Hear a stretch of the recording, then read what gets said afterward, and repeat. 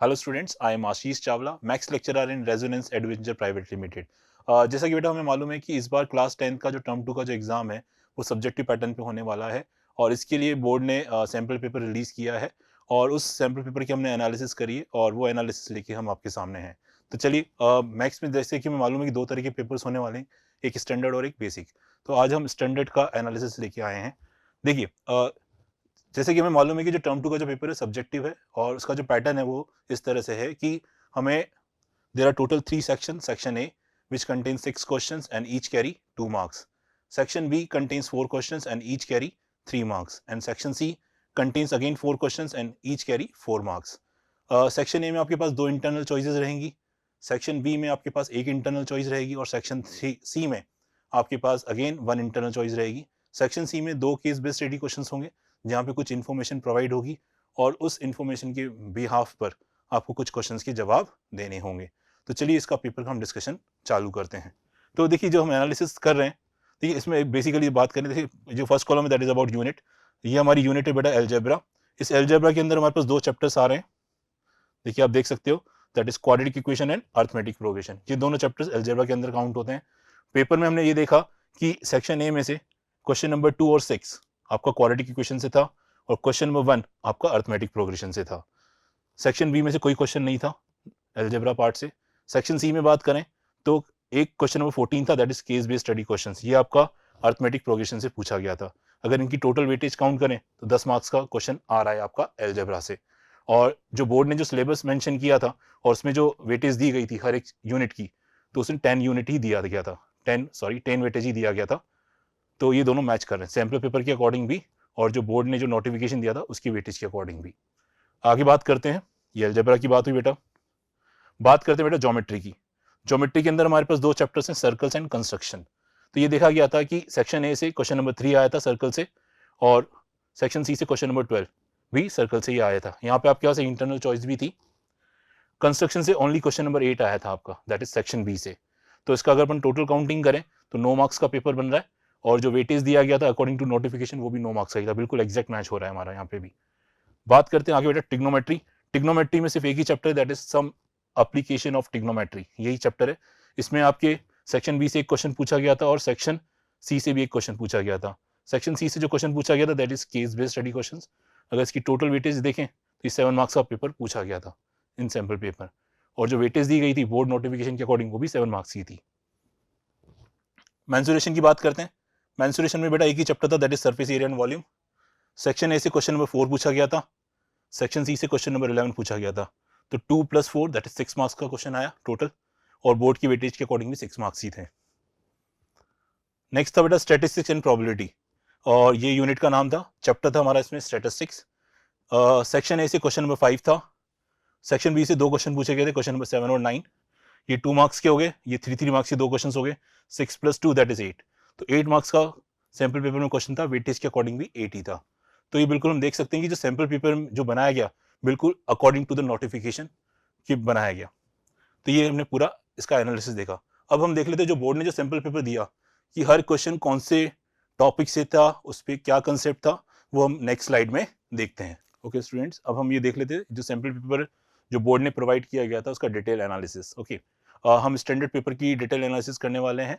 देखिए यहाँ पे बेसिकली जैसे मैंने बताया था 3 सेक्शन थे, section A, section B, section C. Section A में 6 क्वेश्चन थे, each carry 2 marks. Section B there are 4 questions, each carry 3 marks and section C again carry 4 questions, each carry 4 marks. तो बात करते हैं सबसे पहले सेक्शन ए की। Question number 1 हमारा सेक्शन ए से था, जैसे कि मैंने बताया कि 2 मार्क्स का था हर एक क्वेश्चन। जो पहला क्वेश्चन था बेटा वो अरिथमेटिक प्रोग्रेशन के ऊपर था, जो कि nth term of an AP से पूछा गया था। सेम वे इसमें इंटरनल चॉइस थी, जो इंटरनल चॉइस थी वो भी अरिथमेटिक प्रोग्रेशन से ही थी और वो भी nth टर्म के ऊपर ही पूछा गया था।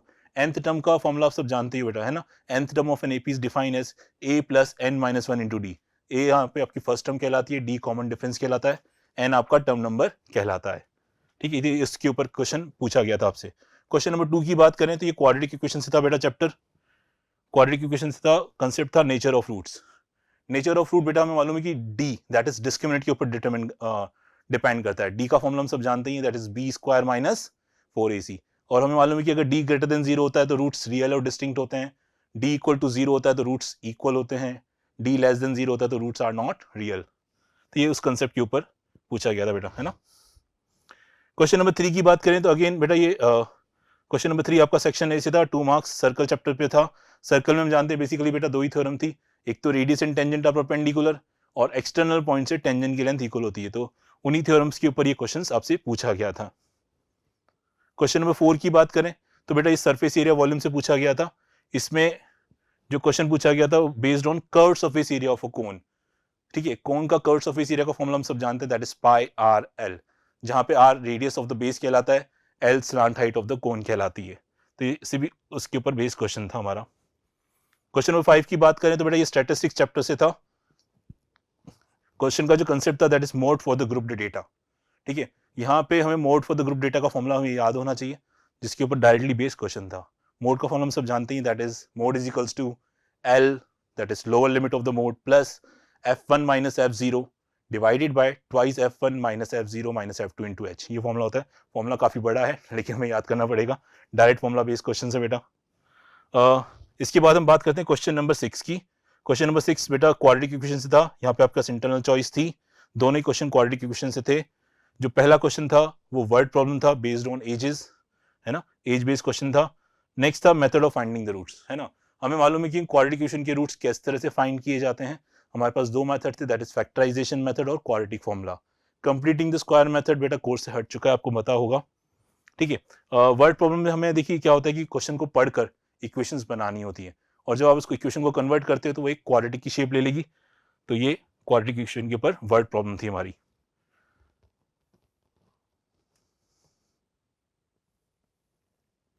क्वेश्चन नंबर 7 की बात करते हैं बेटा।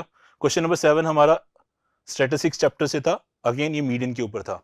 मीडियन का फॉर्मूला हम सब जानते ही हैं, that is median equal to L plus N by two minus C F upon F into H. ठीक है, अगेन फॉर्मूला बड़े बड़े हैं इसके, इस चैप्टर के अंदर वो आपको याद करने पड़ेंगे, क्योंकि डायरेक्टली फॉर्मूला बेस्ड क्वेश्चन आता है, आपको जस्ट वैल्यू पुट करनी होती है और आंसर आपके सामने होता है। ठीक है, क्वेश्चन नंबर 8 की बात करें तो बेटा ये कंस्ट्रक्शन चैप्टर से था। कंस्ट्रक्शन में आपको मालूम है कि कंस्ट्रक्शन ऑफ सिमिलर ट्राइंगल्स ये पार्ट आपका हट चुका है। ओनली आपको एक लाइन सेगमेंट को पर्टिकुलर रेशियो में डिवाइड करना आना चाहिए, और सर्कल पे टेंजेंट कैसे डालते हैं ये आपको पता होना चाहिए। तो उन्हीं पे ये बेस क्वेश्चंस थे।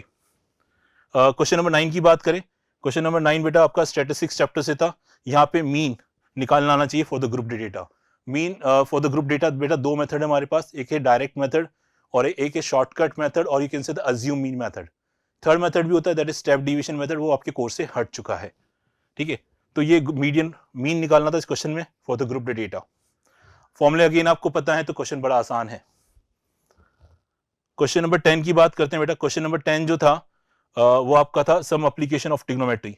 इस चैप्टर में बेसिकली हमें हाइट निकालनी होती है बिल्डिंग की, या डिस्टेंस निकालना होता है फॉर पर्टिकुलर पर्सन और ऑब्जेक्ट फ्रॉम द बिल्डिंग और tower by using the concept of angle of elevation and angle of depression. Mainly इसमें हमें बेटा ट्रिग्नोमेट्रिक रेशियोज का आइडिया होना चाहिए, और कुछ स्पेसिफिक एंगल, जनरली जो एंगल्स यूज होते हैं वो 30 डिग्री, 45 डिग्री और 60 डिग्री ही यूज होते हैं, है ना, वो उसकी वैल्यूज हमें पता होती है। ठीक है, तो उसी कंसेप्ट के ऊपर ये क्वेश्चन पूछा गया था। क्वेश्चन नंबर 11 की बात करें तो बेटा सरफेस एरिया वॉल्यूम चैप्टर से था, based on conversion of solid. Conversion of solid बेटा हमें मालूम है जब भी हम एक सॉलिड को दूसरे में कन्वर्ट करते हैं तो वॉल्यूम्स रिमेन सेम। तो बस वही कंसेप्ट लगाना था, क्वेश्चन बड़ा आसान था, बड़े आराम से आप सॉल्व कर सकते हैं उसको भी। क्वेश्चन नंबर 12 की बात करें बेटा। क्वेश्चन नंबर 12 हमारा सर्कल चैप्टर से था। यहाँ पे आपके पास चॉइस थी, दोनों ही क्वेश्चन सर्कल्स पे थे। अगेन जैसे मैं आप समझा चुका हूँ कि सर्कल्स पे जो क्वेश्चंस थे बेसिकली दो ही थ्योरम से इस चैप्टर के अंदर, उसी पे बेस ये क्वेश्चंस पूछे गए हैं आपसे। क्वेश्चन नंबर 13 की बात करते हैं बेटा। क्वेश्चन नंबर 13 आपका केस बेस्ड स्टडी क्वेश्चन था। Again some application of trigonometry के ऊपर था। अगेन जैसा कि मैं बता चुका हूँ कि यहाँ पे मेनली या तो आपसे हाइट पूछी जाती है या फिर डिस्टेंस पूछा जाता है, तो उसी कंसेप्ट के ऊपर था। जो बेसिक रिक्वायरमेंट्स होती हैं, आपको ट्रिग्नोमेट्रिक रेशियोज का आइडिया होना चाहिए, ट्रिग्नोमेट्रिक एंगल्स का आइडिया होना चाहिए, उस पर बेस आप आराम से क्वेश्चन कर पाते हो। क्वेश्चन नंबर 14 की बात करें बेटा। अगेन ये केस बेस्ड स्टडी क्वेश्चन था। इसके दो पार्ट्स थे। ये बेस था बेटा अर्थमेटिक प्रोग्रेशन के ऊपर। तो इस पे जो पार्ट्स में जो क्वेश्चंस थे, तो पहला पार्ट तो आपसे जनरल रिप्रेजेंटेशन ऑफ एपी पे था। जनरल रिप्रेजेंटेशन ऑफ एपी हम जानते हैं किस तरह से हम एपी को रिप्रेजेंट करते हैं, that is arithmetic progression, that is a plus D, A plus 2d, A plus 3d and so on, जहां पे ए आपकी फर्स्ट टर्म कहलाती है और डी आपका कॉमन डिफरेंस कहलाता है। तो ये उसके ऊपर क्वेश्चन था। नेक्स्ट था आपका sum of n terms of an AP. Sum of n terms of an AP का भी फॉर्मूला आप जानते हो, that is number of terms divided by 2, that is 2 times the first term plus n-1 into common difference. इस फॉर्मूले को use करके आप ये क्वेश्चन सॉल्व कर सकते हो। तो ये बेटा हमारा पूरा एनालिसिस था स्टैंडर्ड पेपर का। Hope you like the video, thank you. Hello everyone, हम सार्थक, PCCP maths faculty at resonance. तो आज हम जो सैम्पल क्वेश्चन पेपर है मैथमेटिक्स का स्टैंडर्ड पेपर जो सीबीएसई ने रिलीज किया है उसको डिस्कस करने वाले हैं। ठीक है, तो चलो देखते हैं ज़रा। तो ये जो पेपर है 40 मार्क्स का है, ठीक, और 2 आवर्स का है। तो इसकी जो इंस्ट्रक्शन है वो है कि इसमें टोटल 3 सेक्शन है और 14 क्वेश्चन है। ठीक, सभी क्वेश्चन कंपलसरी हैं। पहले सेक्शन में जो कि सेक्शन ए है उसमें 6 क्वेश्चन है और सभी क्वेश्चन 2 मार्क्स के हैं। ठीक, और सेक्शन बी में 4 क्वेश्चन है और वो सभी 3-3 मार्क्स के हैं। इसी तरह सेक्शन सी में उसमें भी 4 क्वेश्चन है और ये 4-4 मार्क्स के हैं। क्लियर? तो चलो एक बारी देखते हैं कि किस तरीके का पेपर है, कैसे कैसे क्वेश्चन है। तो ये हमारा पहला क्वेश्चन है जो कि सेक्शन ए का है। क्वेश्चन है find the value of A25 minus A15 for the AP 6, 9, 12, 15। ये हमारे पास एक AP है, हमें A25 माइनस A15 फाइंड करना है। तो A25 का मतलब हो गया 25th टर्म और A15 का मतलब हो गया 15th टर्म। तो A क्या होता है? फर्स्ट टर्म जो होता है उसको हम A लिखते हैं और D होता है कॉमन डिफरेंस। ठीक है, कॉमन डिफरेंस जो कि किसी भी टर्म में से उससे पिछला टर्म माइनस करके हम निकाल सकते हैं। तो सेकंड टर्म में से फर्स्ट टर्म माइनस कर दिया तो ये आ गया। अब ऐसा क्यों कर रहे हैं? क्योंकि nth टर्म का जो फॉर्मूला था वो क्या था? a plus n-1 into D. अब यहाँ पर 25th टर्म है तो इसके हिसाब से 25th टर्म A25 और 15 टर्म A15, इनको मैं क्या लिख सकता हूँ? 25th टर्म को मैं लिख सकता हूँ a प्लस n-1 यानी 25 माइनस 1 दैट इज 24d, और 15 टर्म को लिख सकता हूँ a प्लस 14d। अब इसको सिंप्लीफाई कर सकते हैं, a plus 24d minus a minus 14d। तो a से a तो कट गया, 24 माइनस 14 इज 10d और d कितना था? 3 था, तो d की वैल्यू पुट कर लो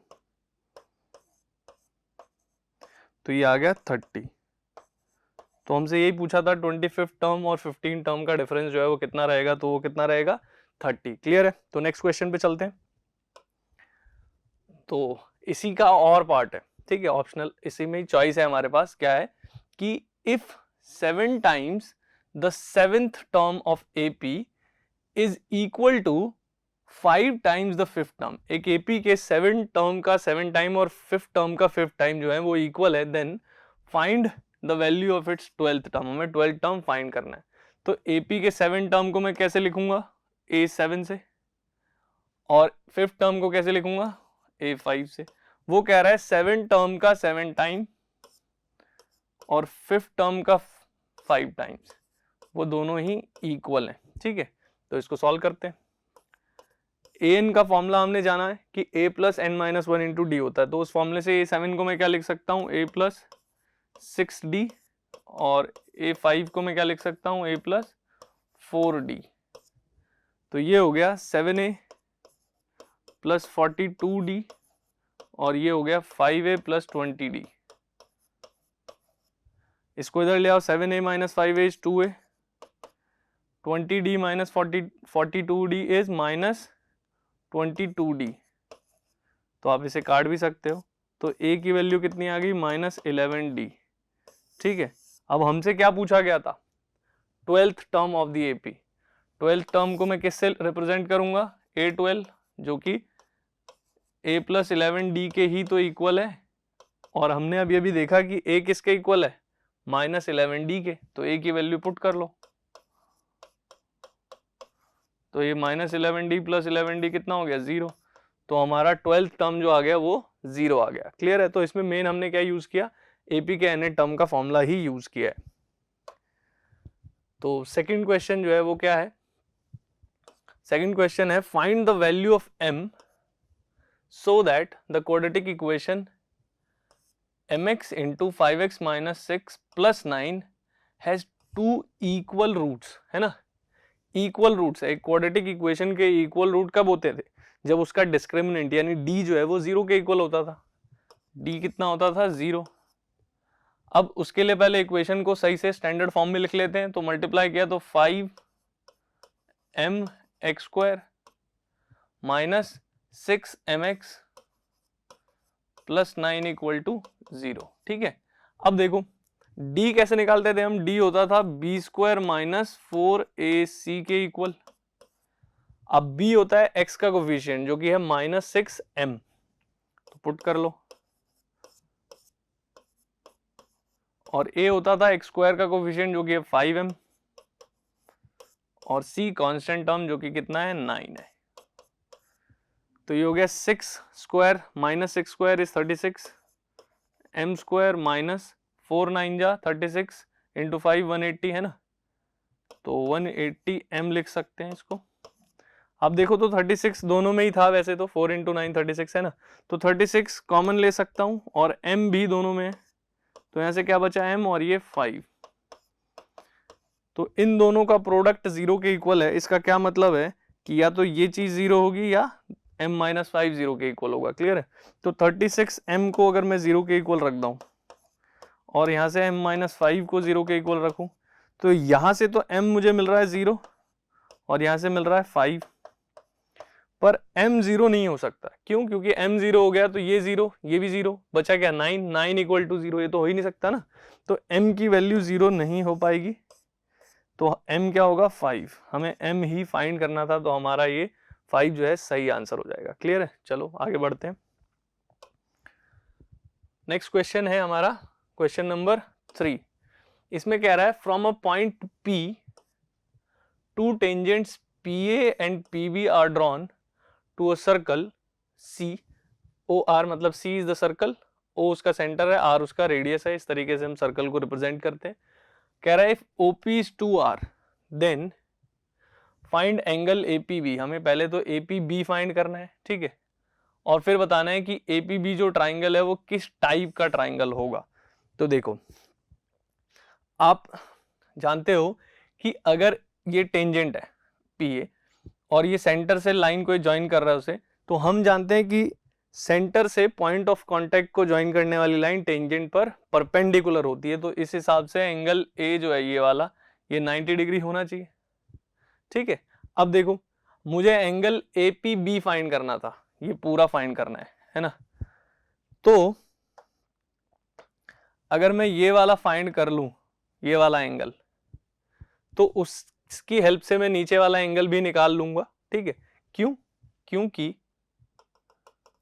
ये जो ट्राइंगल बन रहा है एक APO और यहां से BPO, ये दोनों कॉन्ग्रेंट होते हैं।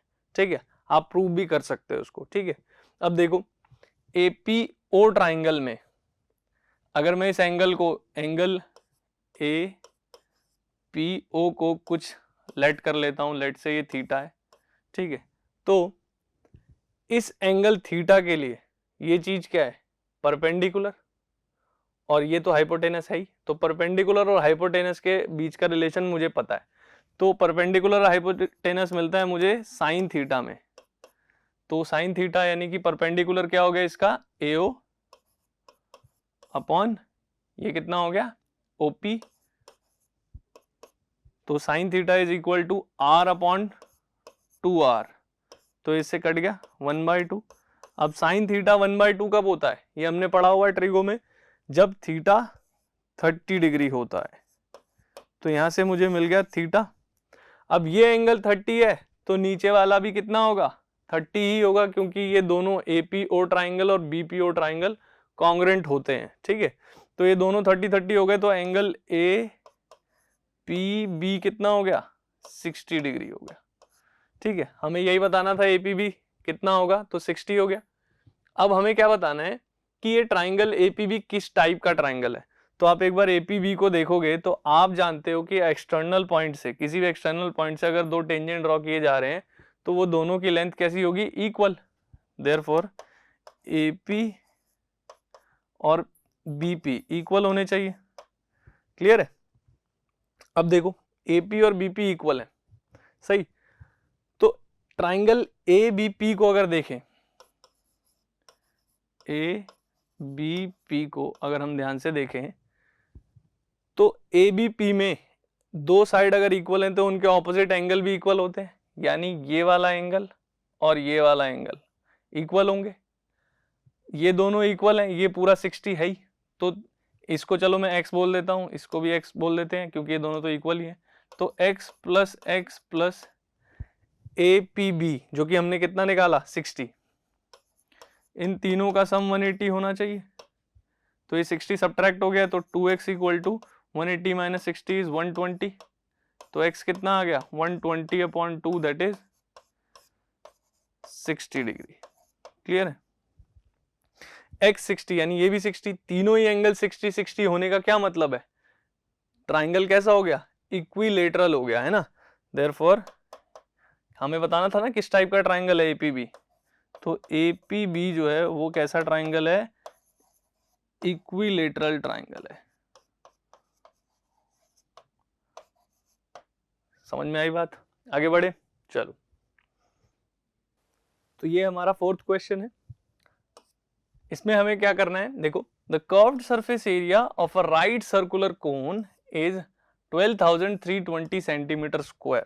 एक कोन का कर्व्ड सरफेस एरिया में दिया हुआ है, ठीक है। If the radius of its base is 56 centimetre then find its height. हमें क्या फाइंड करनी है? उसकी हाइट फाइंड करनी है अगर रेडियस हमारे पास है तो। अब देखो, कोन का कर्व्ड सरफेस एरिया का फॉर्मूला क्या होता है? CSA ऑफ कोन, ये होता है पाई आर एल, जहां पर आर रेडियस है, एल स्लैंट हाइट होती है, ठीक है। हमें लेकिन हाइट फाइंड करनी है, तो CSA हमें दिया हुआ है 12320, पाई की वैल्यू पुट कर देते हैं। रेडियस जो है वो भी हमें पता ही है, एल हम निकाल लेंगे, ठीक है। इसको काट लेते हैं, ये 8 से कट रहा है ना, 8 1 जा 8 बचा 4, 8 5 जा 40 बचा 3 और 8 4 जा 32 और ये इससे कट रहा है 22 इंटू 7 154 70। तो L तो आ गया 70 सेंटीमीटर, पर हमें फाइंड करना है हाइट।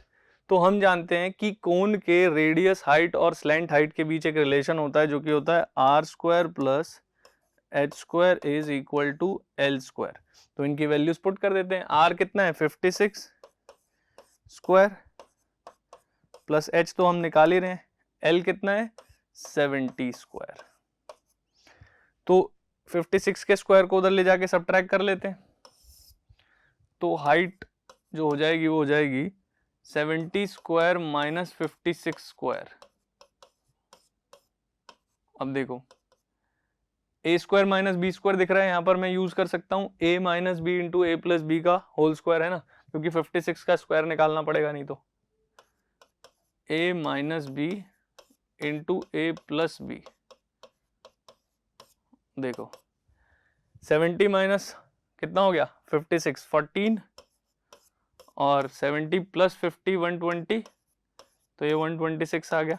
तो एच स्क्वायर है ना, तो स्क्वायर रूट ले लेते हैं, तो ये 14 है, 126 को मैं लिख सकता हूँ 14 इंटू 9, है ना।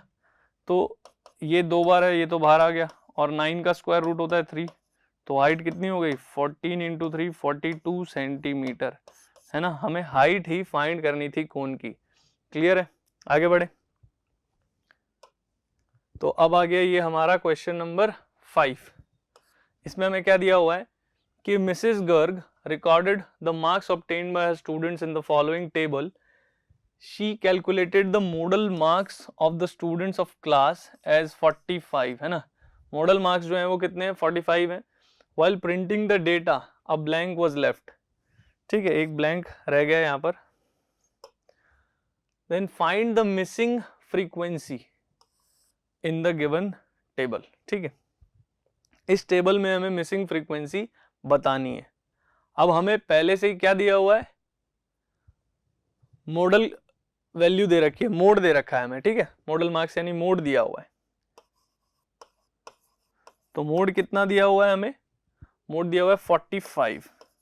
अब 45 मोड अगर है तो वो कौन से क्लास के अंदर है, इसमें है, है ना, इसमें है ना, और ये फ्रीक्वेंसी मिसिंग है, इसको मैं कुछ भी मान लेता हूँ, मान लेते हैं चलो एफ है, ये एफ है, एफ फाइंड करना है। तो मोड का फॉर्मूला आपको पता होना चाहिए।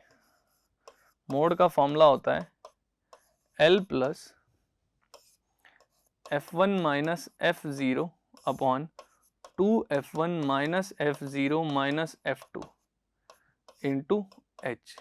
अब ये सब चीजें कहाँ से आती हैं, क्या है ये देख लो। जो भी मॉडल क्लास है अपनी, ठीक है, मॉडल क्लास ये है क्योंकि मोड जो है 45, 40 और 60 के बीच में लाई कर रहा है। उस क्लास का लोअर लिमिट जो होता है वो L है, ठीक है, कितना है 40, प्लस F1 जो होती है उसी क्लास की फ्रीक्वेंसी को कहते हैं, ये F1 है, इससे पिछली क्लास की फ्रीक्वेंसी को F0 कहते हैं, इसके बाद वाली क्लास की फ्रीक्वेंसी को F2 कहते हैं, ठीक है। तो अब ये वैल्यूज भी पुट कर लेते हैं। F1 कितना है, F ही है, वो तो हमें पता भी नहीं है।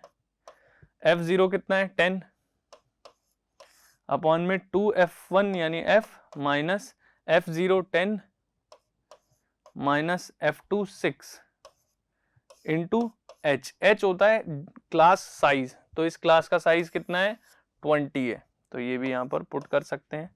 तो मोड कितना था, मोड था 45, ठीक है। अब इसको इधर ले आते हैं, ये कितना हो गया, सब्ट्रैक्ट हो जाएगा इधर आके 5, ठीक है।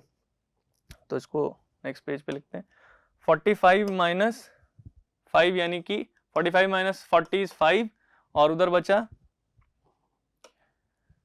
F minus 10 upon 2F1 minus 16 है ना, F minus 10 upon 2F minus 16 into कितना था 20, ये इससे कट रहा है 4 टाइम्स, क्रॉस मल्टीप्लाई कर लोगे तो ये 2F minus 16 equal to 4F minus 40। तो इसको इधर ले आओ, 2F माइनस 4F और ये माइनस 40 प्लस 16, तो ये तो हो गया माइनस 2F और ये हो गया माइनस 24, तो इससे कट गया, तो F कितना आ गया, F आ गया 12। तो हमें F यानी मिसिंग फ्रीक्वेंसी तो फाइंड करनी थी, क्लियर है। चलो आगे बढ़ते हैं। तो ये हमारा क्वेश्चन नंबर 6 आ गया।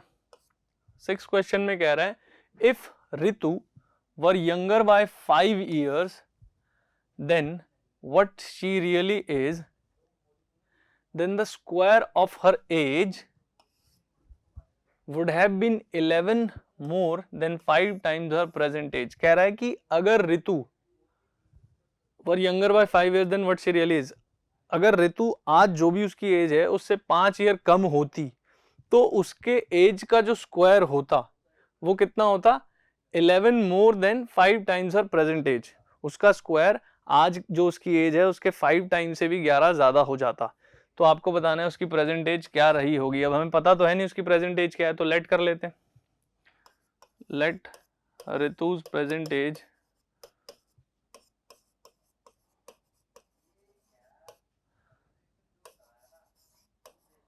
वो हो गया x ईयर्स, ठीक है। अब ये x ईयर्स उसकी प्रेजेंट एज हो गई, तो 5 साल पहले उसकी एज क्या रही होगी, x माइनस 5।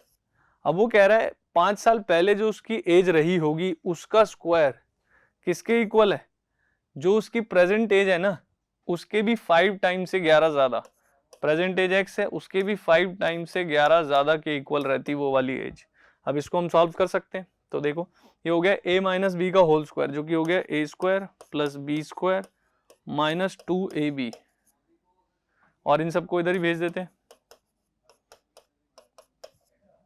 तो ये हो गया x square minus 10 minus 5 is minus 15x, 25 minus 11 is 14। तो अब ये क्वाड्रेटिक इक्वेशन बन गया। हम इसके फैक्टर्स बना सकते हैं मिडिल टर्म स्प्लिटिंग का यूज करते हुए, है ना, बहुत ही सिंपल रहेंगे। तो एक्स स्क्वायर माइनस इस 15 को मैंने लिख दिया 14 माइनस 1। अब देखो पहले दो में x कॉमन है तो बचा क्या, x माइनस 14 और यहाँ से 1 कॉमन है, तो ये अपना फैक्टर बन गया x minus 14 into x minus 1। इन दोनों का प्रोडक्ट 0 के इक्वल होने का मतलब है या तो ये 0 होगा या ये। तो x माइनस 14 अगर 0 होता तो क्या होता और x माइनस 1 0 होता तो क्या होता, तो यहाँ से x 14 आया होता और यहाँ से x 1 आया होता, ठीक है। अब 1 जो है उसकी प्रेजेंट एज नहीं हो सकती, क्योंकि अगर 1 उसकी प्रेजेंट एज है तो 5 साल पहले तो कोई मतलब ही नहीं बनता ना, नेगेटिव हो जाएगी एज, तो इसलिए उसकी प्रेजेंट एज जो हो जाएगी वो 14 ईयर्स हो जाएगी, और हमें यही फाइंड करना था। आगे बढ़े, चलो। अच्छा, 6th में और है, ठीक है, हमारे पास चॉइस थी इस क्वेश्चन में, तो हमें क्या करना है, सॉल्व फॉर एक्स, एक्स की वैल्यू फाइंड करनी है। ये हमारे पास एक इक्वेशन है, तो इसको हम सॉल्व करते हैं। देखो, सॉल्व करने के लिए हम किसी भी मेथड का यूज कर सकते हैं, क्योंकि यहाँ पर मेंशन नहीं है, तो हम क्या करते हैं, क्वाड्रेटिक फॉर्मूला यूज कर लेते हैं। तो क्वाड्रेटिक फॉर्मूला यूज करने के लिए सबसे पहले मैं डिस्क्रिमिनेंट निकालूंगा, डी निकालूंगा। तो डी क्या होता था, बी स्क्वायर माइनस 4ac। अब देखो b कितना है, -6p, x का जो कोफिशिएंट होता है, -4ac, a कितना 9, एक्स स्क्वायर के कोफिशिएंट को बोलते थे, और c कांस्टेंट टर्म जो कि कितना है यहाँ पर, P square minus Q square है। तो -6 का स्क्वायर हो गया 36 पी स्क्वायर, 4 9 जा 36, मल्टीप्लाई कर देते हैं P square minus minus plus Q square, तो ये तो कट ही गया इससे, तो ये 36 क्यू स्क्वायर आ गया डी। अब रूट्स क्या होते थे, रूट्स होता था हमारा x equal to -b plus minus root D upon 2a। Clear है। अब यहाँ पर इन सब की वैल्यू पुट कर देते हैं, आंसर निकालते हैं। देखो x हो जाएगा -b, b कितना है -6p, तो एक माइनस ऑलरेडी है यहाँ पर, plus minus root D, D कितना निकाला हमने 36 Q square upon 2a, a कितना है, a आया है हमारा 9, तो ये हो गया minus minus plus 6p plus minus 36 का स्क्वायर रूट 6 है ना, और क्यू स्क्वायर का क्यू अपॉन 2 9 जा 18। तो ऊपर आप देखोगे तो 6 कॉमन आ रहा है, तो यहाँ से बचा p plus minus Q upon 18, तो ये इससे कट गया। तो यहाँ से x की जो दो वैल्यू आ रही है, एक आ रही है p प्लस क्यू अपॉन 3 और दूसरी वैल्यू आ रही है p माइनस क्यू अपॉन 3। ठीक है, तो ये x की हमारी दो वैल्यूज हो जाएंगी जो कि हमें फाइंड करनी थी। क्लियर है, चलो आगे बढ़ते हैं।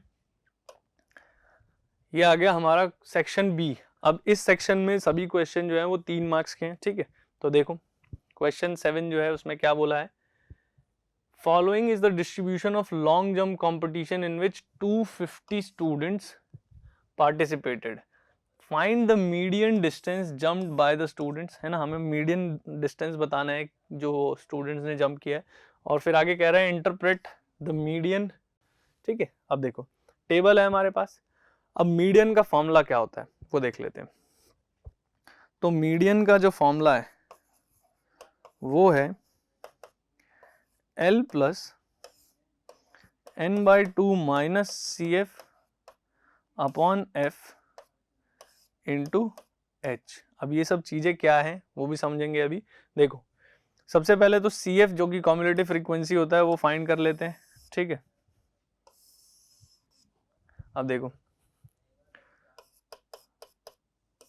CF जो है वो फ्रीक्वेंसीज को ऐड करके ही हम निकालते हैं। देखो तो CF हो गया यहाँ पर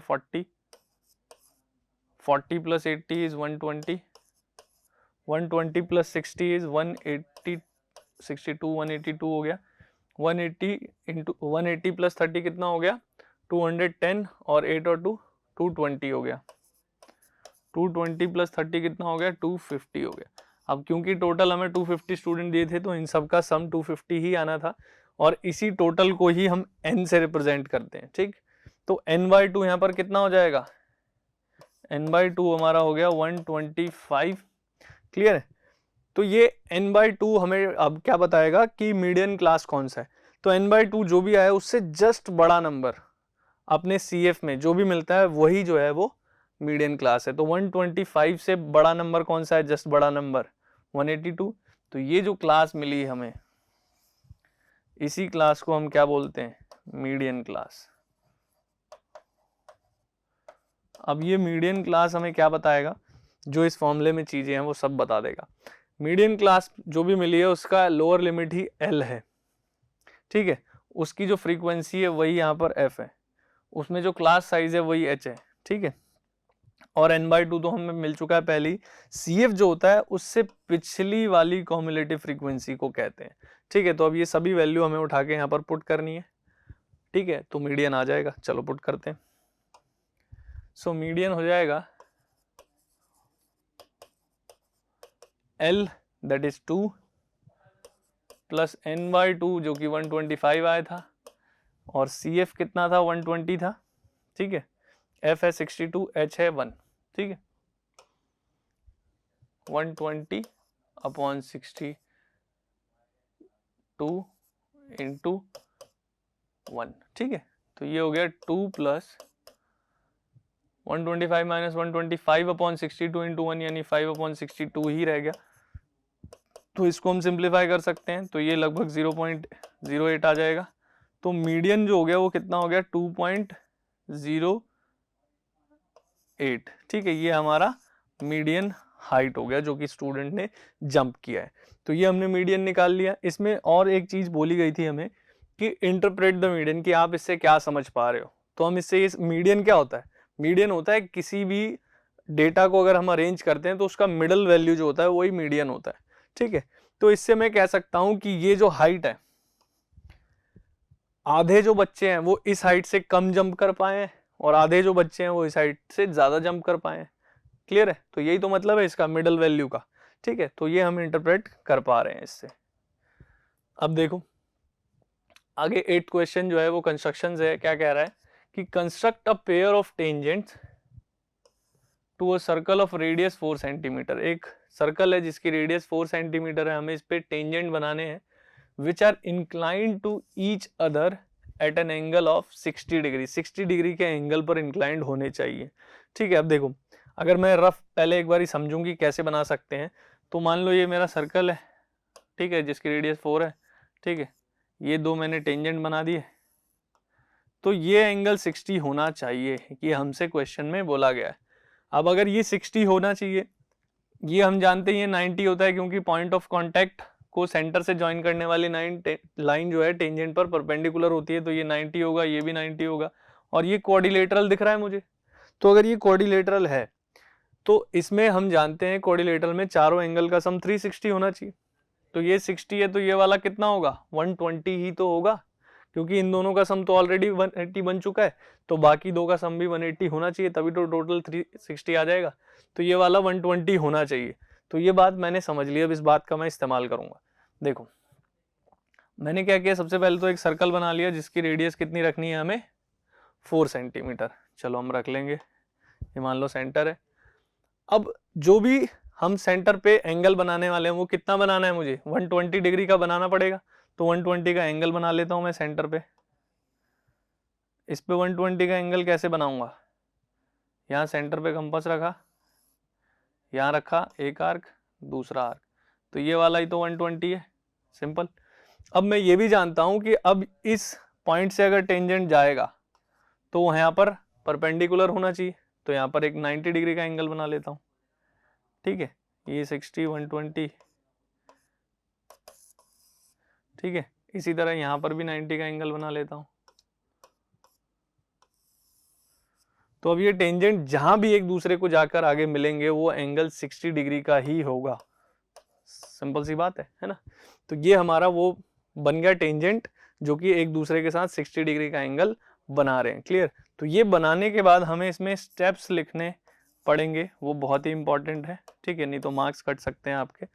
देखो स्टेप्स में क्या लिखना होता है, जो जो आप करते जा रहे हो। आपने सबसे पहले क्या किया, draw circle of radius 4 centimetre, ठीक है। एट सेंटर जो भी आप नाम रखो इसका, at centre O draw an angle 120 degree equal, है ना। इसी तरह इन पॉइंट्स के नाम रख सकते हो, पी क्यू, कि at P draw a line which is such that angle P is 90 degree, और यहाँ पे such that angle Q is 90 degree. अब वो जहां भी मिले उसका नाम रख दो आप आर, ठीक है।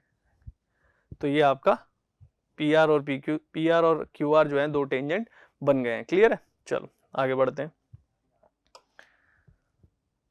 तो ये है क्वेश्चन नंबर 9। क्वेश्चन 9 में कह रहा है the distribution given below shows the run scored by batsman in one day cricket matches, find the mean number of runs. हमें मीन बताना है इस डेटा का, क्लियर है। तो मीन का फॉर्मूला हम जानते हैं, मीन होता है सिग्मा एफ आई एक्स आई यानी सभी ऑब्जर्वेशंस का सम अपॉन में सिग्मा एफ आई यानी total number of observation. Clear है।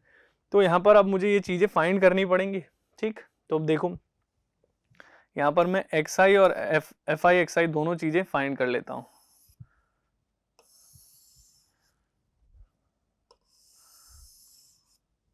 देखो तो ये एक्स आई जो होता है वो होता है क्लास मार्क, यानी किसी भी क्लास का मिड वैल्यू, जो कि कैसे आता है, लोअर लिमिट और अपर लिमिट को ऐड करो, 2 से डिवाइड कर दो। ठीक है, तो 0 और 40 को ऐड किया, 40/2 20। अब आप देख सकते हो 40 का गैप है तो ये भी उसी गैप से आगे बढ़ेगा।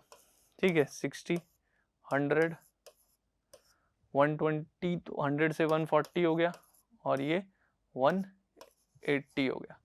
अब एफ आई एक्स आई निकालेंगे। एफ आई क्या होता है, फ्रीक्वेंसी, जो कि यही है, ये चीज एफ आई ही है। ठीक है, फ्रीक्वेंसी है। अब देखो एफ आई एक्स आई इसको मल्टीप्लाई करना है, 12 इंटू 2 24 और ये 0, 6 इंटू 2 12 और ये 00, ये हो गया 3500, 14 3 जा 42 00 और ये हो गया 18 से इसको मल्टीप्लाई करते हैं, 18 3 जा 54, 18 2 जा 36 और 5 41, ये आ गया। ठीक है, अब हमें सिग्मा एफ आई एक्स चाहिए होता है। सिग्मा एफ आई मतलब सभी फ्रीक्वेंसीज का सम, तो सभी फ्रीक्वेंसीज को पहले ऐड करेंगे हम, है ना। तो सभी फ्रीक्वेंसी को ऐड करके देख लेते हैं कितना आ रहा है। तो ये आ गया आपका 12 और 20 32, 32 और 30 62 और 5 67 और 30 कितना हो गया, 67 और 30 97 और 300 120 आ गया, है ना। ये तो 120 आ गया। इसी तरह सिग्मा एफ आई एक्स आई निकाल लेते हैं, तो ये कितना हो जाएगा, 4000 4000 8000 3000 11000 और ये 12000 तो ये हो गया। ठीक है, और बाकी देख लेते हैं, 200 2 400 5 900 1100 और ये 1200 हो गया, ये 40 और 40 80 हो गया। तो ये आपका आ गया 13,280। ठीक है, एफ आई एक्स आई का सम जो आ गया ये आ गया। अब बस वैल्यू पुट कर दो फॉर्मूले में, मीन आ जाएगा सिंपल। तो 13280 डिवाइडेड बाय 120, ये कट गया। अब ये 12 से आप काट सकते हो इसको, 12 1 जा 12 बचा 1, 12 1 जा 12, ये 8 तो डिवाइड होगा नहीं तो ये आ गया 0, तो 80 12 6 जा 72, फिर 8 बचेगा तो यही आ जाएगा, है ना। तो यही हमारा क्या हो गया, मीन हो गया। क्लियर है, समझ में आई बात। आगे बढ़े, आगे है 10th क्वेश्चन। इसमें हमसे क्या कहा गया है, 2 वर्टिकल पोल्स हैं, 2 vertical poles of different height are standing 20 metre away from each other. ठीक है, 2 पोल है अलग अलग हाइट के, दोनों के बीच का जो डिस्टेंस है वो 20 मीटर है। On the level ground, the angle of elevation of the top of the first pole from the foot of the second pole is 60 degree. ठीक है, ये मान लो एक पोल है, यहाँ कहीं दूसरा पोल है, कह रहा है पहले पोल के फुट से दूसरे पोल का जो टॉप है उसका एंगल ऑफ एलिवेशन कितना है, 60 डिग्री। ठीक है, और दूसरे पोल के फुट से पहले पोल के जो टॉप का एंगल ऑफ एलिवेशन है वो कितना दिया हुआ है यहाँ पर, 30 degree. The angle of elevation of the top of the second pole from the foot of the first pole is 30 degree. Clear है। अब यहाँ पर सिंपल सी बात थी कि जिसके फुट से दूसरे के टॉप को देखने पे एंगल ऑफ एलिवेशन ज्यादा है, यानी कि वो चीज लंबाई में ज्यादा होगी, तभी तो ज्यादा ऊपर देखना पड़ रहा है। ठीक है, अब देखो इनके नाम रख लेते हैं कुछ। अब देखो, find the difference between the height of the two poles, दोनों पोल के हाइट का डिफरेंस हमें फाइंड करना है। तो देखो सबसे पहले तो हमें यहाँ पर दिया हुआ था दोनों पोल्स के बीच का डिस्टेंस जो है वो कितना है, 20 मीटर है। ठीक, तो अब देखो दो ट्राइंगल है हमारे को दिख रहे हैं यहाँ पर, दोनों में मैं क्या करता हूँ, एक एक करके एक एक ट्राइंगल कंसिडर कर लेता हूँ। ट्राइंगल DCB उठा लिया, इन ट्राइंगल DCB। अब DCB में मुझे हाइट का डिफरेंस निकालना है, तो दोनों की अगर हाइट आ जाए तो डिफरेंस भी आ जाएगा, है ना। तो DC अपॉन BC, परपेंडिकुलर और बेस, क्योंकि बेस की हेल्प से ही निकालने वाले हैं, तो परपेंडिकुलर और बेस का रेशियो कहाँ मिलता है, tan थीटा में। और थीटा यहाँ पर कितना हो गया, 30 डिग्री।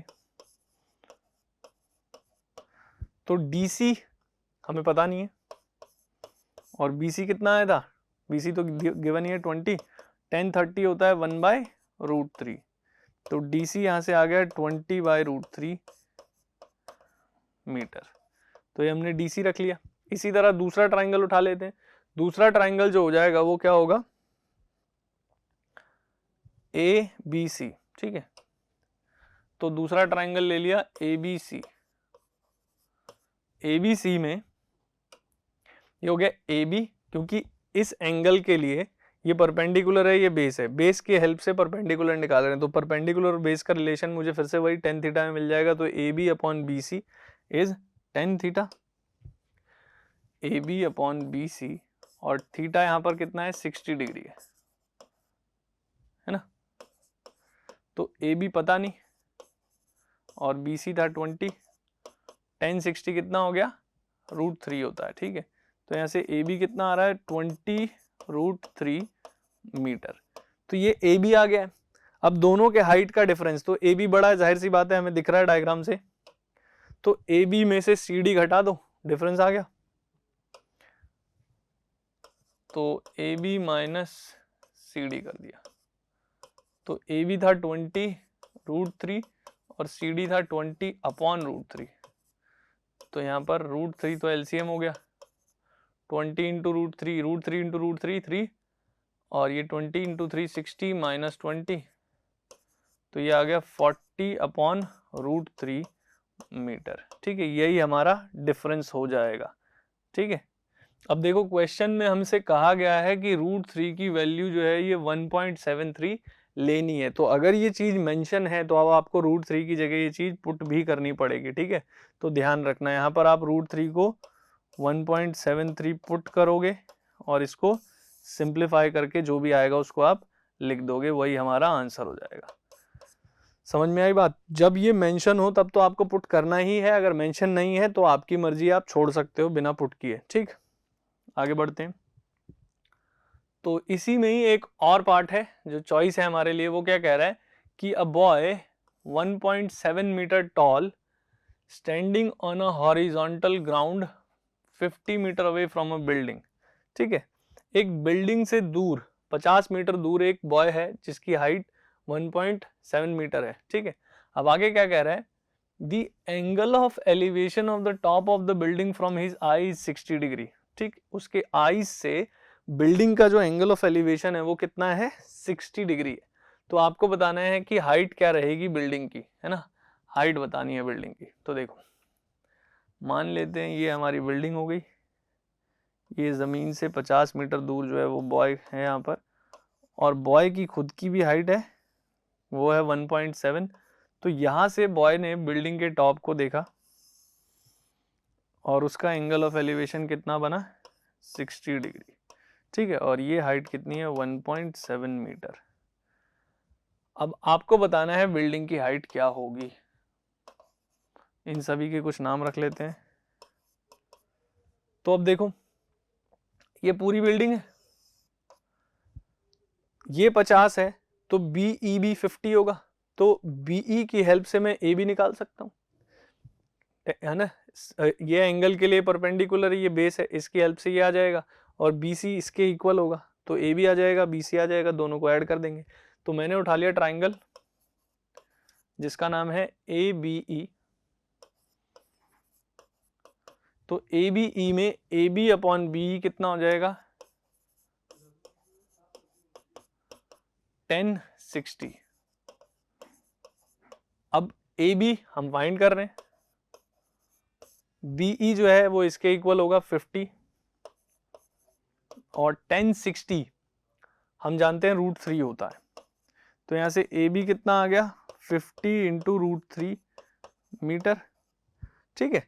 अब ये AB है, BC DE के इक्वल होगा 1.7, तो हमें तो पूरे बिल्डिंग की हाइट बतानी है जो कि AC है ना, तो AC कितना हो जाएगा AB प्लस BC, और AB आया है 50 √3 और BC है 1.7। √3 की वैल्यू बोली गई है पुट करने के लिए, तो आप पुट करोगे, ठीक है। 50 इंटू 1.73 प्लस 1.7 और इसको सिंप्लीफाई कर दोगे, ये आपका रिक्वायर्ड आंसर हो जाएगा। कोई दिक्कत है, समझ में आई बात? आगे बढ़े, जब भी ये मेंशन किया हो तो आपको पुट करना ही पड़ेगा। तो ये अपना सेक्शन सी स्टार्ट हो गया। सेक्शन सी में जो क्वेश्चंस हैं वो कैसे हैं, वो क्वेश्चन सभी 4 मार्क्स के हैं, ठीक है, आपको ध्यान रखना है बात। तो आगे क्या कह रहा है इस क्वेश्चन में, the internal and external radii of spherical shell are 3 centimetre and 5 centimetre. एक स्फेरिकल शेल है जिसके अंदर वाला जो हिस्सा है उसकी रेडियस कितनी है 3 सेंटीमीटर, और बाहर है ना, शेल का मतलब हो गया कुछ इस तरीके से, स्फेयर जो है वो ऐसा कुछ है, ठीक है, ठीक, अंदर से खाली होगा, बाहर कुछ मटेरियल है, यहाँ पर कोई भी मटेरियल हो सकता है, ठीक है। इसकी ये वाली रेडियस जो है वो 3 सेंटीमीटर है और ये वाली रेडियस जो है वो 5 सेंटीमीटर है, ऐसा हमें कहा गया है। अब क्या कह रहा है, it is melted and recast into a solid cylinder of diameter 14 centimetre. इसको हमने स्फेयर को मेल्ट किया और एक सिलेंडर बनाया, सिलेंडर का डायमीटर 14 सेंटीमीटर है, तो आपको बताना है कि सिलेंडर की हाइट क्या रही होगी और साथ में आपको बताना है उसका टोटल सरफेस एरिया क्या होगा। अब देखो, जब भी किसी भी चीज से कोई दूसरी चीज बनाई जा रही है मेल्ट करके, ठीक है, तो ऐसे केस में जो मटेरियल होता है, जैसे इसमें जो भी मटेरियल है उसमें कोई चेंज नहीं आने वाला, तो इसमें जो है और सिलेंडर में जो होगा वो सेम ही रहेगा। तो इस शेल का वॉल्यूम और अपने सिलेंडर का वॉल्यूम जो बनने वाला है वो सेम होना चाहिए, है ना। तो volume of spherical shell must be equal to volume of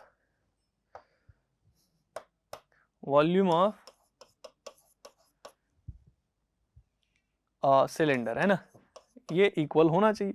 अब स्फेयर का वॉल्यूम होता है 4/3 पाई आर क्यूब, पर ये शेल है तो शेल का वॉल्यूम कैसे निकलेगा, क्योंकि बीच में जो हिस्सा है वो खाली है, वहां पर मटेरियल नहीं है, तो वो कैसे निकलेगा। अगर मैं पूरे का वॉल्यूम निकालूं, यहां पर समझना, अगर मैं पूरे का वॉल्यूम निकालूं, ये पूरे बड़े वाले का, पर उसमें से जो बीच में हिस्सा है, जो बीच में हिस्सा है ये वाला हटा दूं, तो ये बाहर वाला ही तो बचा, और बाहर ही तो मटेरियल यूज किया गया, अंदर थोड़ी ना। तो अपने को क्या करना होगा, जो आउटर शेल है, आउटर वाला स्फेयर है, उसके वॉल्यूम में से इनर वाला जो है उसका वॉल्यूम माइनस कर दो। तो कैसे करेंगे, ये हो जाएगा 4/3 पाई आर क्यूब। अब आर बड़े वाले का रेडियस, बड़े वाले की रेडियस है 5 माइनस 4/3 पाई छोटे वाले की रेडियस 3 का क्यूब, और सिलेंडर का वॉल्यूम होता है पाई आर स्क्वायर एच, है ना। उसकी रेडियस हमें दी हुई है बिल्कुल, डायमीटर 14 है तो रेडियस कितनी हो गई 7 पाई आर स्क्वायर एच, ठीक है। अब इसको सॉल्व कर सकते हो, देखो 4/3 पाई तो दोनों में ही कॉमन है, तो ये 5 का क्यूब कितना हो गया 125 माइनस 3 का क्यूब कितना हो गया 27, ये हो गया पाई और ये 49h, तो पाई से पाई तो कट गया, ठीक है। ये हो गया 125 माइनस 27 कितना हो गया 98 हो गया ना, बिल्कुल 98 हो गया, ठीक है, हाँ बिल्कुल सही है 49h। अब ये देखो 49 से कट रहा है ना, ये 2 टाइम्स 49 2 जा 98, तो 4 2 जा 8, 8/3 जो है इसकी हाइट आ गई। हमें हाइट बतानी थी, सभी यूनिट सेंटीमीटर में है ना, तो हाइट जो है वो 8/3 सेंटीमीटर आ गई, हमें बताना था। और सेकंड पार्ट में हमें क्या बताना था, total surface area of the cylinder. तो टोटल सरफेस एरिया भी बता देते हैं। सिलेंडर के टोटल सरफेस एरिया का फॉर्मूला क्या होता है, सिलेंडर का टोटल सरफेस एरिया जो होता है वो हम बताते हैं इस फॉर्मूले से, जो कि होता है 2πr into r plus H. Clear है? अब वैल्यूज पुट कर दो। पाई 22/7, रेडियस सिलेंडर की दी गई थी 7 है ना, और हाइट हमने अभी अभी निकाली, कितनी आई 8/3। 8/3 सॉल्व कर लेते हैं इसको। 7 से 7 तो कट गया, ये हो गया 44, 3 7 जा 21, 21 और 8 29 है ना। इसको मल्टीप्लाई कर लो, ठीक है, देखें क्या आएगा। 4 9 जा 36, 4 2 जा 8 और 3 11 है ना।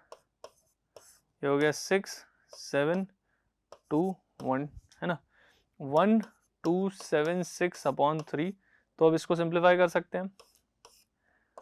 3 4 जा 12, 3 2 जा 6, बचा 1, 3 5 जा 15, फिर बचा 1, तो 0 3 3 जा 9 है ना, और वही सेम चलता रहेगा। तो ये क्या चीज़ है, ये कर्व्ड सरफेस एरिया है। एरिया हमेशा स्क्वायर यूनिट में आता है। क्लियर है? तो ये हमारा क्वेश्चन कंप्लीट हो गया है। आगे बढ़ते हैं, आगे अपना 12th क्वेश्चन है, ठीक है। अब 12th क्वेश्चन में हमसे क्या कहा गया वो देखो, कह रहा है कि prove that the angle between the two tangents drawn from an external point to a circle. ठीक है, किसी एक्सटर्नल पॉइंट से अगर दो टेंजेंट बना रहे हैं तो टेंजेंट के बीच का जो एंगल है is supplementary to the angle subtended by the line segment joining the points of contact to the center। देखो क्या कह रहा है कि अगर ये अपने पास सर्कल है, ये सेंटर है, ये कोई पॉइंट है, इससे मैं दो टेंजेंट बना रहा हूं, ठीक है। तो हमसे कह रहा है कि दो टेंजेंट के बीच का जो एंगल है वो, और सेंटर से पॉइंट ऑफ कांटेक्ट को जब मिलाते हैं तो ये जो एंगल बना, इसके नाम रख लो चलो, यानी एंगल APB और AOB, इन दोनों का सम 180 होना चाहिए, क्योंकि सप्लीमेंट्री का मतलब होता है दो एंगल जिनका सम 180 हो। ठीक है, तो हमें यहां पर प्रूव करना है कि एंगल APB और एंगल AOB कितना हो, 180 हो, इनका सम। तो अब आप जानते हो कि सेंटर से पॉइंट ऑफ कांटेक्ट को मिलाने वाली लाइन टेंजेंट के साथ क्या होती है, परपेंडिकुलर होती है। तो इस क्वाड्रिलेटरल में चारों एंगल का सम कितना होना चाहिए, 360, यानी एंगल APB AOB और ये दोनों एंगल जो कि 90 90 रहेंगे, इनका सम कितना होने वाला है, 360। ठीक है ना, तो ये 90 90 180 हो गया। तो इसको आप दूसरी तरफ भेजोगे, 360 माइनस 180। ठीक है, तो ये कितना आ गया, ये आ गया अपना 180, और हमें यही तो प्रूव करना है। ठीक है, बस यहां पर क्या करना होगा, जब हम लिखेंगे कि एंगल OAP जो है और 90 हुआ और एंगल OBP जो है वो 90 है, तो ये लिखते टाइम हमें बस यहाँ पर शो करना होगा, शो नहीं कहेंगे इसको, लिखना पड़ेगा, रीजन देना पड़ेगा कि ये 90 क्यों है। तो आप बता सकते हो कि line joining from centre to the point of contact is perpendicular to the tangent, है ना। बस ये चीज आपको रीजन देनी पड़ेगी यहाँ पर 90 यूज करने से पहले कि ये 90 क्यों है। क्लियर है, ये इस बात का ध्यान रखना है बस। चलो ओके, इसी में एक और पार्ट है, ठीक है, चॉइस थी यहाँ पर, कह रहा है two tangent TP and TQ are drawn to a circle with center O from an external point T. ठीक है, एक कोई पॉइंट है T, T से दो टेंजेंट बनाए हैं TP और TQ. ठीक, ये अपना T है, ये P है, ये Q है और ये O है. ठीक, अब देखो आपको प्रूव करना है कि एंगल PTQ 2 टाइम्स होगा एंगल OPQ के. तो PTQ ये वाला एंगल है, इस एंगल को कुछ मान लेते हैं x. ठीक है, ये एंगल मैंने मान लिया कि x है. ठीक, अब देखो PTQ ट्राइंगल आप देख रहे हो, PTQ ट्राइंगल में PT और TQ इक्वल होंगे. PT will be equal to TQ. इसका रीजन क्या है, tangent drawn from an external point to a circle are equal, है ना. एक ही पॉइंट से अगर दो टेंजेंट ड्रॉ कर रहे हैं तो इक्वल है, तो ये हम रीजन यहाँ पर मेंशन कर देंगे. अब देखो ट्राइंगल PTQ के अंदर,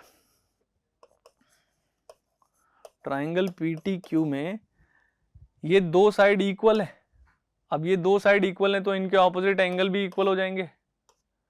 सही बात है.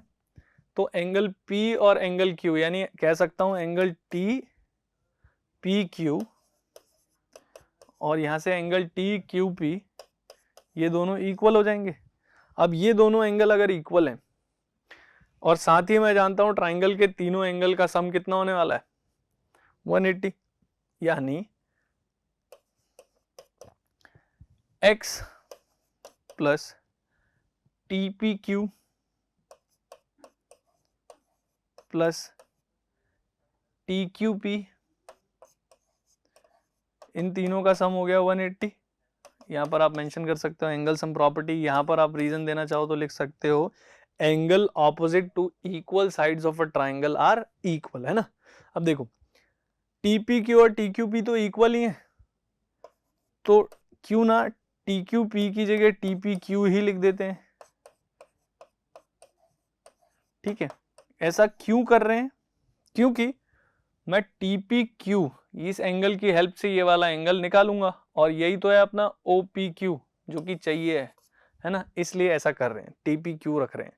तो 2 टाइम्स TPQ हो गया, ये x प्लस में इधर आके माइनस हो गया, ये 2 मल्टीप्लाई में तो आके डिवाइड हो जाएगा. सो एंगल TPQ कितना आ गया 180 minus x upon 2, that is 90 minus x upon 2. ठीक है, अब देखो मैं जानता हूं कि सेंटर से पॉइंट ऑफ कांटेक्ट को मिलाने वाली लाइन टेंजेंट के साथ राइट एंगल बनाती है, यानी एंगल TPO, एंगल TPO कितना होना चाहिए 90 डिग्री. और TPO को मैं क्या लिख सकता हूं, TPO को मैं लिख सकता हूं दिस प्लस दिस, है ना, यानी angle TPQ plus angle OPQ, है ना. TPQ मैंने निकाला अभी 90 minus x by 2.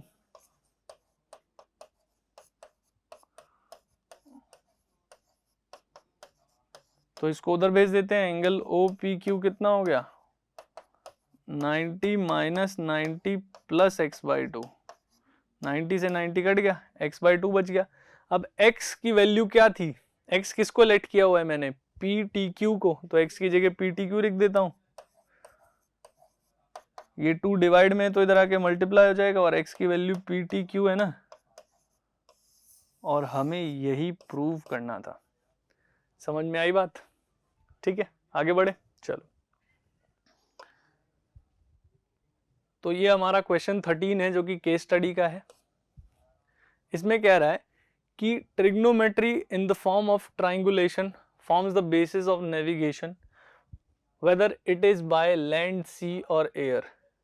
GPS, a radio navigation system, helps to locate our position on earth with the help of satellite. ठीक है, ट्रिग्नोमेट्री का यूज करके हम ये सब चीजें कर सकते हैं, ऐसा हमसे बोला जा रहा है यहाँ पर. अब आगे क्या कह रहा है, a guard station at the top of a 240 metre tower observed an unidentified boat coming towards it. उसने देखा कि एक बोट जो है उसकी तरफ आ रही है, टावर की तरफ आ रही है.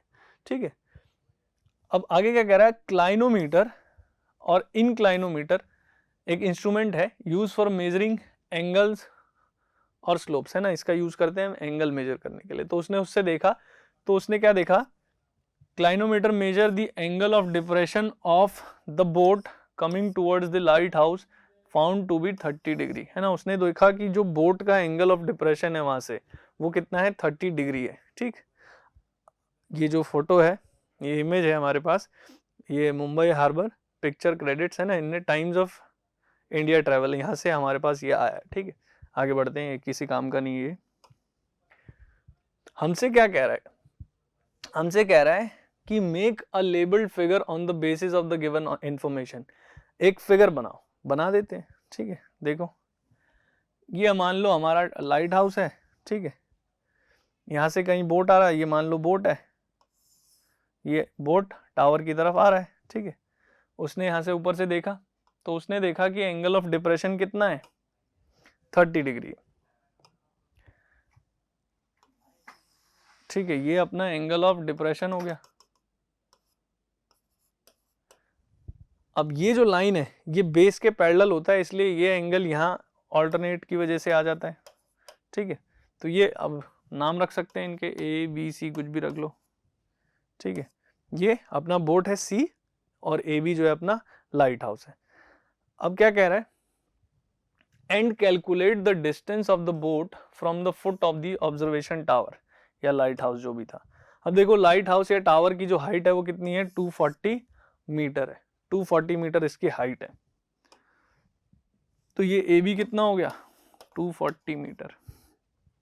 तो इस ए बी की हेल्प से ये एंगल है मेरे पास, बी सी निकाल लूंगा। यही तो हो गया ना distance of the boat from the tower, simple.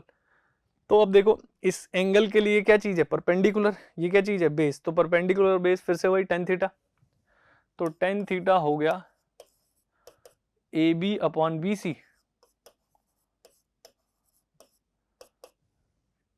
A B कितना है 240 और tan थीटा यहाँ पर 30 डिग्री है। ए बी है 240, बी सी हमें पता नहीं है। tan 30 कितना होता है, 1/√3। तो यहाँ से बी सी की वैल्यू कितनी आ गई, 240√3 मीटर। ठीक है, ये बी सी आ गया, यानी कि बोट का डिस्टेंस टावर के बेस से इतना है। ठीक है, अब देखो ये हमने निकाल लिया फर्स्ट पार्ट। सेकंड पार्ट में हमसे क्या कहा गया है कि 10 minutes, after 10 minutes the guard observed that the boat was approaching the tower and its distance from the tower is reduced by 240√3-1। वो बोट जो है टावर की तरफ बढ़ रही है और उसने थोड़ी देर बाद यानी 10 मिनट बाद देखा कि उस बोट का जो डिस्टेंस है वो इतना कम हो गया है टावर से। ठीक है, इतना और कम हो गया है। अब देखो क्या कह रहा है, he immediately raised the alarm, उसने अलार्म बजाया। and what was the new angle of depression of the boat from the top of the observation tower। अब angle of depression उसका क्या रहा होगा ये हमें बताना है। तो देखो बोट जो है कुछ आगे आ गया। ठीक है, यहाँ से वो देख रहा है, हमें एंगल ऑफ डिप्रेशन यानी ये चीज बतानी होगी। तो अगर ये निकाल लें तो बात तो वही पड़ जाएगी, है ना, सेम ही। अब देखो इस पॉइंट का नाम रख देते हैं डी। वो कह रहा है कि जो डिस्टेंस है वो कितना कम हो गया है,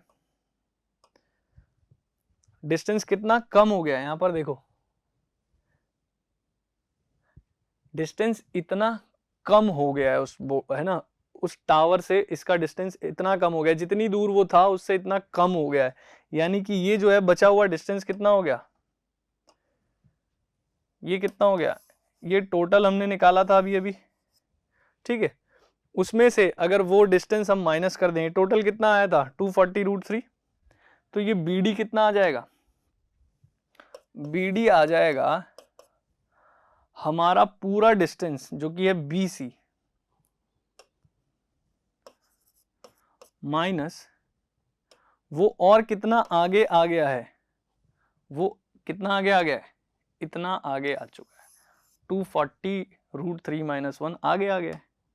तो अगर मैं इस डिस्टेंस को सब्ट्रैक्ट कर दूं तो मुझे पता चल जाएगा अभी और कितनी दूर है वो। ठीक है,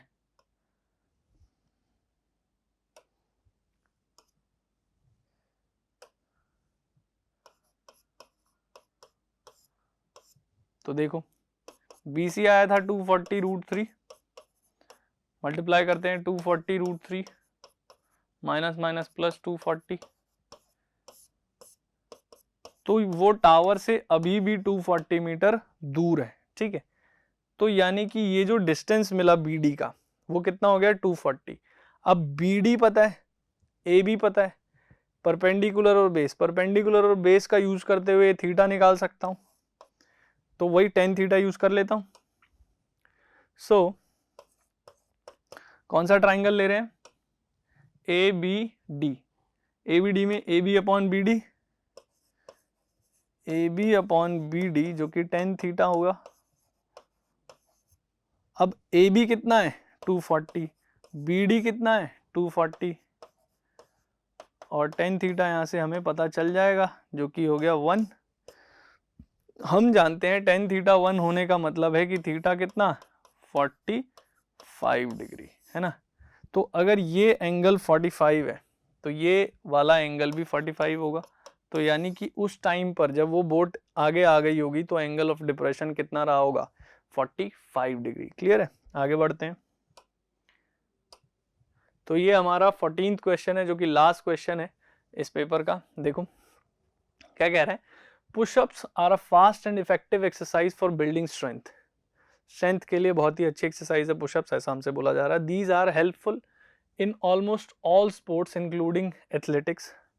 While the push-ups primarily targets the muscles of the chest, arms and shoulders, support required from other muscles helps in toning up the whole body. ठीक है, ये सब चीज़ें हमें पुशअप्स के बारे में बताई गई। आगे काम की बात जो है वो लिखी हुई है।